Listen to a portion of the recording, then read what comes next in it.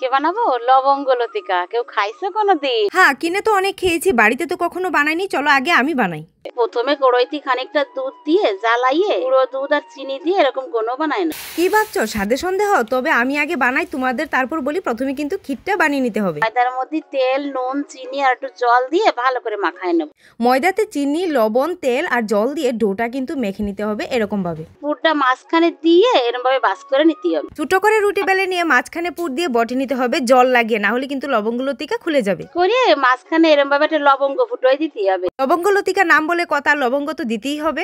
উল্টোই পাল্টায় লাল লাল করে ভাজে তুলে নিতে হবে। এইবার গরম তেলে একদম লাল লাল করে ভেজে নিতে হবে। কড়াইতে 2 কাপ চিনি আর 1 কাপ জল দিয়ে ঘন করে জ্বালায় নেব। লবঙ্গ লতিকা শেষ পর্যায়ে চলে এসেছি। শিরাটা বানিয়ে নিয়ে কিছুক্ষণ লবঙ্গগুলি ডুবিয়ে তুলে নিলেই কিন্তু রেডি হয়ে যাবে লবঙ্গ লতিকা। আর টেস্টের ব্যাপারে যদি বলি, অনেকটাই ভালো হয়েছিল। তোমরা একবার ট্রাই করতেই পারো, যাকে আমি দেব 9 আউট অফ 10।